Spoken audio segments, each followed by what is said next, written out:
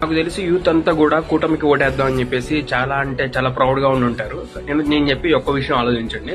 1999లో 1 కోటి ఉద్యోగాలు ఇస్తామని చెప్పేసి చంద్రబాబు నాయుడు అధికారంలోకి వచ్చారు. 2004లో 50 లక్షల ఉద్యోగాలు ఇస్తామని చెప్పేసి వచ్చాడు.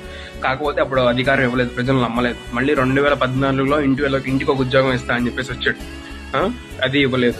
నెక్స్ట్ తర్వాత ఇంటి సంపద సృష్టిస్తామని చెప్పేసి చెప్తున్నారు కదా. 14 సంవత్సరాల నుంచి ఎంత సంపద సృష్టించారు? ఈయన 14 ఇయర్స్ ఆఫ్ రూలింగ్, ఈయన 14 ఇయర్స్ ఆఫ్ సీఎం ఉన్నప్పటి నుంచి కూడా ఏపీ డెప్త్ క్రైసిస్ ఉంది. 2014 నుంచి 19 వరకే కాదు, అంతకుముందు పాస్ట్ 1996 నుంచి 2004 వరకు చూడండి, ఏపీ డెప్త్ క్రైసిస్ లోనే ఉంది. తర్వాత వైఎస్ రాజశేఖర రెడ్డి గారు వచ్చిన డెప్త్ క్రైసిస్ నుంచి కొంచెం అబోక్ వచ్చింది, ఓకేనా. అంటే లోటు బడ్జెట్ లోకి మనకు సంపద ఇంకా మిగిలింది అప్పటి నుంచి. అంతేకాకుండా 2014 నుంచి 19 వరకు కూడా ఆంధ్రప్రదేశ్ లో ఎన్ని కంపెనీలు స్టార్ట్ చేశారు, ఎంతమందికి ఉద్యోగాలు వచ్చినాయి, ఎన్ని ఇన్వెస్ట్మెంట్స్ వచ్చినాయి, 2019 నుంచి 2024 వరకు కూడా గూగుల్ ఉంది కదా, ఎన్ని ఇన్ఫర్మేషన్స్ వచ్చినాయి, ఎన్ని కంపెనీస్ సెటప్ అయినాయి అని చెప్పేసి